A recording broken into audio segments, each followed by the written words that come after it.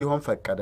ሲኞር ክሪስፒም ለፓርላማው ባደረጉት ንግግር ምጽዋ ላይ ተዘግተን መቅረት የለብንም፣ ለታላቅ ግብና ዓላማ ወደፊት ማነጣጠር አለብን የሚል ዲስኩር አሰማ።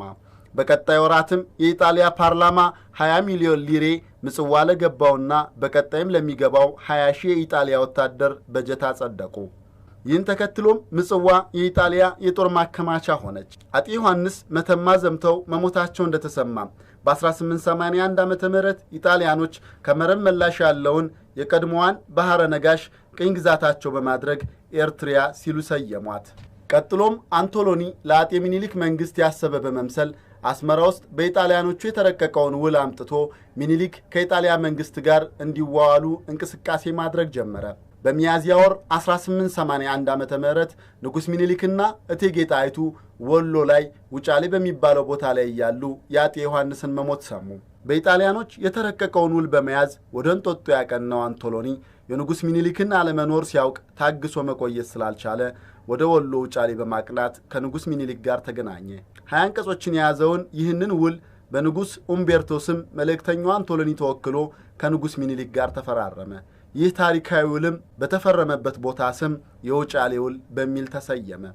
ይሁን እንጂ ከዚህ ውል ውስጥ 17ኛው አንቀጽ አማርኛው የኢትዮጵያ ንጉሠ ነገሥት ከአውሮፓ ነገሥታት ለሚፈልጉት ጉዳይ ሁሉ በኢጣሊያ መንግሥት አጋዥነት መላለክ ይቻላቸዋል የሚል ሲሆን የኢጣሊያነኛው ደግሞ የኢትዮጵያ ንጉሠ ነገሥት ከአውሮፓ ነገሥታት ለሚፈልጉት ግንኙነት በኢጣሊያ መንግሥት አማካኝነት ማድረግ ይገባቸዋል የሚል ነው። በቋንቋ የትርጉም ልዩነት ችግር እንዲፈጠር ተደርጎ በኢጣሊያኖች የሴራ ፖለቲካ የተጠነሰሰው ተንኮል ችግሩ እየሰፋ እንዲሄድ በማድረግ በኩል ይህ ውል ለአድዋ ጦርነት መቀስቀስ ዋነኛ ምክንያት ሆነ። ንጉሥ ሚኒሊክ ከአጤ ዮሐንስ ሞት በኋላ ምንም ጊዜ ሳያጠፉ ንጉሠ ነገሥት መሆናቸውን በመላው ኢትዮጵያ አዋጅ አስነገሩ። ከሥርዓተ ንግሣቸው ከአንድ ወር በኋላ ራስ መንገሻንና ራስ አሉላን ለማሳመን ወደ ትግራይ ዘመቱ። እዚያም ሲደርሱ ኢጣሊያኖች በውጫሌ ውል ከተጠቀሰው ግዛት አልፈው ሌሎች ከተሞችን መያዛቸው ሳያንስ ወራሪው ጦር አድዋንና አክሱምን መያዙን ተመለከቱ። አጤ ሚኒሊክ ጉዟቸውን ወደ መቀሌ በመቀጠልም ለምን እነዚህን ከተሞች እንደያዙ የኢጣሊያ ጄኔራሎችን ጠየቁ። ወደ ከተማው የገቡም ለጦርነት ሳይሆን የተቸገሩትን ለመርዳት እንደሆነ የማስመሰያ ምክንያት ሰጡ። ውሉ እየተበላሸ እንደሆነ ያወቀው የኢጣሊያ መንግስትም መልእክተኛውን አንቶሎኒን በድጋሚ ላከው። አንቶሎኒም 17ኛው አንቀጽ ተበላሽቷል ወይም ተሳስቷል የሚለውን ኢጣሊያ አትቀበልም፣ በዚህ ጉዳይም ማንም ሊያስገድዳት አይችልም፣ ምክንያቱም ክብሯን የምትጠብቅ ታላቅ ሀገር ናት በማለት የኢጣሊያን አቋም አጠናክሮ ሲናገር እቴጌ ጣይቱ አቋረጡት። አንተ የምትለው አንቀጽ በአማርኛ የተጻፈው ምን እንደሚል ለመንግስታቱ አሳውቀናል። አንተ እንደምትለውም እኛም ክብራችንን እንጠብቃለን። እናንተ የምትመኙት ኢትዮጵያ በእናንተ ስልጣን ስር እንድትሆን ነው። ይሄ ደግሞ ለምን ጊዜም የማይሆን ነገር ነው። አንቶሎኒም የውጫሌ ውል ለ5 ዓመት ሲሆን አሁን የቀረው ደግሞ 3 ዓመት ብቻ ስለሆነ ለማንኛውም ይህ የቀረው ጊዜ እንዳለ ይለፍ በማለት ተናገረ። አጤ ሚኒሊክም እንዲህ አይነት ውል እንኳን 3 ዓመት 3 ቀን አያድርም፣ ይልቁንስ አሁኑኑ ይሻሻል አሉት። ውዝግቡና ለመግባባቱ እየሰፋ ሲሄድም አንቶሎኒ የውጫሌ ውል የተዋዋልንበት በፈረንሳይ ቋንቋ የተጻፈው ይታይልኝ አለ። እቴጌ ጣይቱ ግን እኛ የምናውቀው በአማርኛ የተጻፈውን እንጂ ያንተን የፈረንጅ ቋንቋ እኛ እናውቅም፣ አንተ ግን የእኛን ቋንቋ ታውቃለህና በአማርኛ የተጻፈውን እየው አሉት። በአጤ ሚኒሊክ ውድ ባለቤት እቴጌ ጣይቱ ቆፍጣና ውሳኔ የተበሳጨው አንቶሎኒ ውሉን ቀዶ በመጣል የኢጣሊያ መንግስት በጦር ኃይል ውሉን እንደሚያስከብር በቁጣ ተናገረ። ይህንን ጊዜ እቴጌ ጣይቱ ሳቅ በማለት የዛሬ ሳምንት አድርገው፣ በዚህ ለአንተ የሚደነግጥ የለም። ሂድ፣ የፎከርክለትን አሁኑኑ አድርገው፣ እኛም የመጣውን እንመልሰዋለን። እግሩን ለጠጠር ደረቱን ለጦር ሰጥቶ አገሩን የማያድን ሰው የሌለን እንዳይመስልህ። ደሙን አፍስሶ ለአገር መሞት ጌጥ ነው እንጂ ሞት አይባልም። አሁኑኑ ሂድ፣ አይምሽብህ። የፎከርክበትን ባሻ ጊዜ ታደርገዋለህ። እኛም እዚያ እንጠብቀሃለን። እኔ ሴት ነኝ፣ ጦርነት አልወድም፣ ግን እንዲህ አይነቱን ውል ከምቀበል ጦርነት እመርጣለሁ።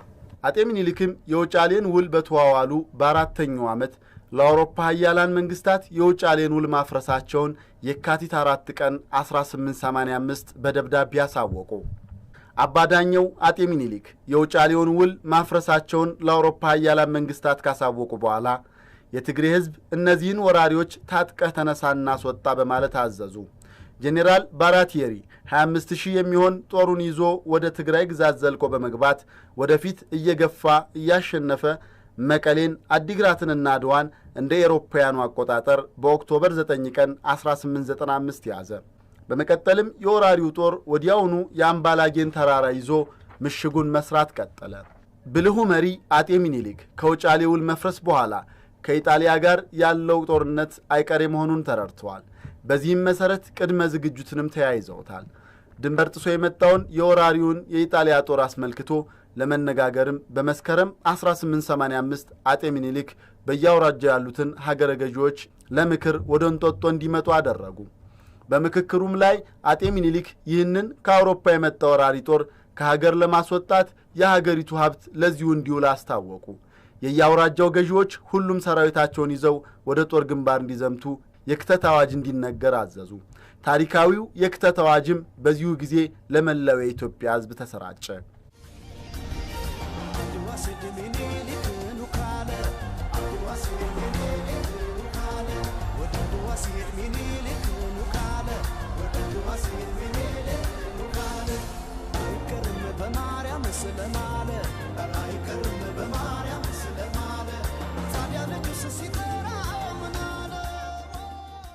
በአዋጁ መሠረትም ከ75 እስከ 120 ሺህ የሚደርስ የኢትዮጵያ ሰራዊት መሪዎቹን አጅቦ ጉዞውን ወደ ጦርነቱ ስፍራ ቀጠለ።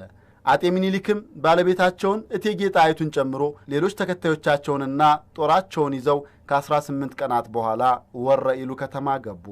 ከንጉሠ ነገሥቱ አስቀድሞ ወደ ጦር ግንባር የዘመተው የራስ መኮንን፣ የራስ መንገሻና የራስ ወሌ ብጡል ጦር ነበር።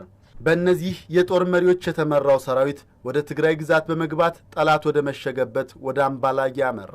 እነዚህ ልምድ ያላቸው ራሶች አምባላጌ ከሰፈረው የኢጣሊያ ጦር ጋር በዛ ሁኔታ መግጠም ስትራቴጂያዊ ነው ብለው አያምኑም ነበር። ይሁን እንጂ ከራሶቹ በኋላ በፊት አውራሪ ገበየሁ መሪነት ይከተል የነበረው 1200 ወታደር በኢጣሊያኖች ላይ ተኩስ በመክፈት እስከ ምሽጋቸው ድረስ ተከትሎ አጠቃ። ይህ ድንገተኛ ጦርነት በኢትዮጵያውያን ድል አድራጊነት ቢጠናቀቅም በርካታ ቁጥር ያላቸው ወገኖች ሕይወታቸውን እንዳጡ ይነገራል።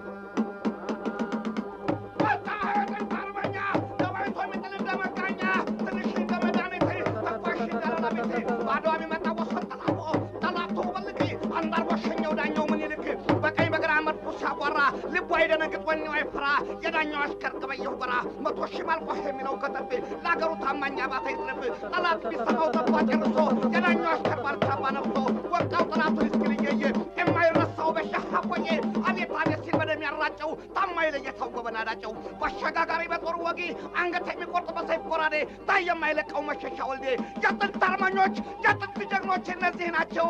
በሻህ አቆየ ኃይል ያንደርጋቸው መጣ አይደለ ታይ ታይ ከአምባላጌው የቅድመ አድዋ ድል በኋላ ሁለተኛው ታሪካዊ ክስተት መቀሌ ላይ ተከወነ። የመቀሌው ጦርነት የመጀመሪያው በዲሴምበር 27 ቀን 1895 ተጀመረ። የኢጣሊያ ጦር ያዘጋጀው ምሽግ ከፍተኛ ዝግጅት የተደረገበትና በቀላሉ የሚሰበር አልነበረም።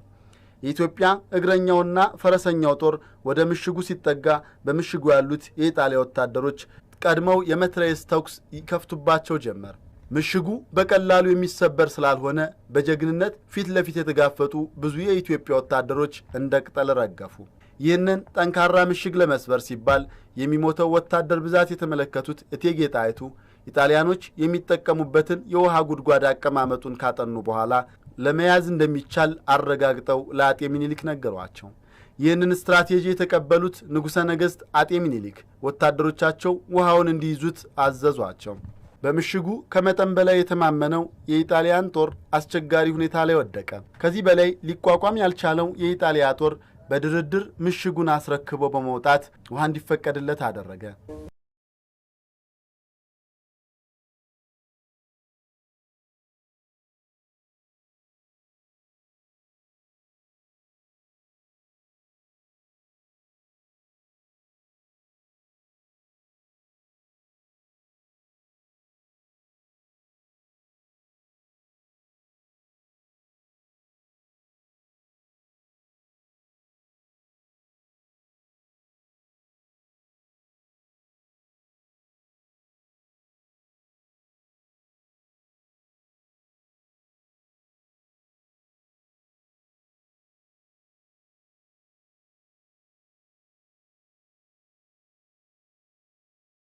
የወራሪው የኢጣሊያ ጦር በድርድርና በዛቻ ጸባጫሪ አካሄዱን ማቆም አልቻለም። አይቀሬው የአድዋ ጦርነትም እውን እየሆነ መጣ። በፌብሩዋሪ 23 ቀን 1886 የኢትዮጵያ ጦር ወደፊት በመጓዝ ወደ አድዋ አካባቢ መጥቶ ሰፈረ። እንደተለመደው ጠንካራ ምሽግ በመገንባት በቦታው የተቀመጠውን የኢጣሊያ ጦር ወጥቶ እንዲገጥም መላ መዘየር ተጀመረ። በዚህም መሰረት ከፍተኛ የሆነ የፕሮፓጋንዳ ስራዎችን በመከወን ለጠላት የተሳሳተ መረጃ እንዲደርስ ተሰራ። የኢጣሊያው ጄኔራል ባራቴሪ ያላቸው ስንቅ ለ4 ቀን ብቻ የሚበቃ መሆኑን ገልጾ ያለው አማራጭ ወደ አስመራ ማፈግፈግ ወይም ደግሞ የኢትዮጵያን ጦር ማጥቃት ነው ሲል በስብሰባ ሐሳቡን ለሌሎች ጄኔራሎች ገለጸላቸው። አብሮት የተሰበሰቡት አራቱም ጄኔራሎች ወደ አስመራ ማፈግፈግ የሚለውን በአንድ ድምፅ ተቃውመው በኢትዮጵያ ጦር ላይ ዘምተው ጥቃት በመፈጸም አምባላጌና መቀሌ ላይ የደረሰባቸውን ውርደት መቀልበስ እንዳለባቸው በቁጭት ተናገሩ። ጦርነቱንም በማግስቱ የካቲት 23 ሊያደርጉ ወሰኑ። በአድዋ የኢትዮጵያ ሰራዊት እንደሚከተለው ታቀደ። አጤ ምኒልክ በአባ ገሪማ ኮረብታ ከቤተ መንግስቱ የጥበቃ ሰራዊት ጋር ሲሰፍሩ፣ እቴጌ ጣይቱ ደግሞ እዚያው አጠገብ 5000 የሚሆን ጦራቸውን ከመድፋቸው ጋር ይዘው ሰፈሩ። እቴጌ ጋርም ወይዘሮ ዘውዲቱ ምኒልክና ሌሎች የቤተ መንግስቱ ሴቶች ነበሩ። እነዚህም በጦርነቱ ወቅት ውሃና ጥይት በማቀበልና ቁስለኞችን በመንከባከብ ይረዱ ነበር። በዚህን ጊዜ ንጉሥ ተክለ ሃይማኖት 12000 ጦራቸውን ይዘው በመሄድ በስተቀኝ በኩል አጥቂ ሆነው ተሰለፉ። ራስ መንገሻና ራስ አሉላ 13000 ጦራቸውን ይዘው ኪዳነ ምህረት ላይ ሰፈሩ። የራስ መኮንን፣ የራስ ሚካኤልና የራስ ወሌ ጦር ደግሞ የመሃሉን ቦታ ያዙ። በጣሊያን በኩልም ጄኔራል ባራቴሪና በጄኔራል ጁሴፔ ኤሌና የሚመሩት ብርጌዶች ሾሾ ተራራ ላይ ሲደርሱ፣ በጄኔራል አልቤርቶን የሚመራው በግራ ታጥፎ ወደ ኪዳነ ምህረት ሲሄድ፣ የጄኔራል ዳቦር ሜዳ ብርጌድ ጦር በቀኝ በኩል አልፎ ከፍ ያለውን ገዥ መሬት ለመያዝ ጉዞውን ሲቀጥል፣ ጄኔራል አርሞንዲ መሃሉን ይዞ ተጓዘ። ይህ ታሪካዊ የአድዋ ጦርነት በታላቁ አጤ ምኒልክ መሪነት ኢትዮጵያውያኑ አንድ የሰለጠነውን የአውሮፓ ጦር በማሸነፍ ተጠናቀቀ። በዚህ ጦርነት 13300 ኢጣሊያኖች ሲሞቱ 700 ተማርከዋል። ከእነዚህም ውስጥ ጦርነቱን የመሩት 2 ጄኔራሎች አርሞንዲና ዳቦር ሜዳ ሲገደሉ፣ ጄኔራል አልቤርቶኒ ደግሞ ተማርኳል። በኢትዮጵያም በኩል 20 ሺዎች ሲወድቁ 7000 ያህል የሚሆኑት ደግሞ ቆስለዋል።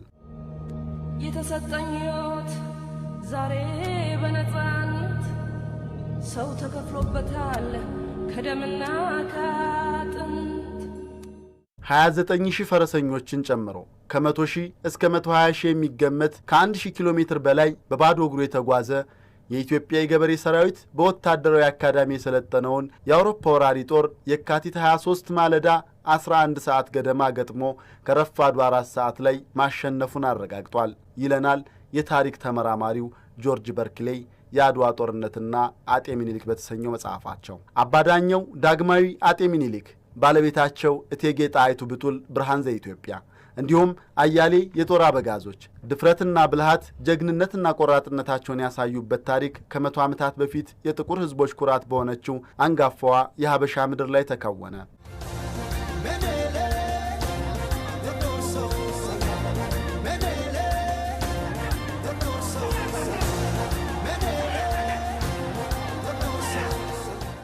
ምኒልክ ተወልዶ በያነሳ ጋሻ ግብሩ እንቁላል ነበር ይህን ጊዜ አበሻ ተብሎም ተገጠመ።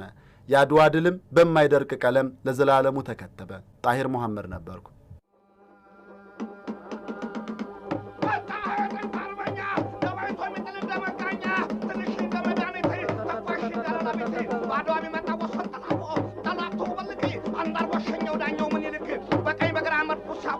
ልቡ አይደነግጥ ወኔው አይፍራ የዳኛው አሽከር ገበየሁ በራ 100,000 ማልቆህ የሚለው ከተፍ ለአገሩ ታማኝ አባታ ይድረብ ጠላት ቢሰማው ተባ ጨርሶ የዳኛው አሽከር ባልታባ ነፍቶ ወጣው ጠላቱ ይስክልየየ የማይረሳው በሻህ ቆየ አቤት አቤት ሲል በደም ያራጨው ታማኝ ለየታው ጎበናዳጨው ባሻጋጋሪ በጦር ወጊ አንገት የሚቆርጥ በሰይፍ ጎራዴ ታይ የማይለቀው መሸሻ ወልዴ የጥንት አርመኞች የጥንት ጀግኖች እነዚህ ናቸው። በሻህ ቆየ ኃይል ያንጠርቃቸው መጣ ታይ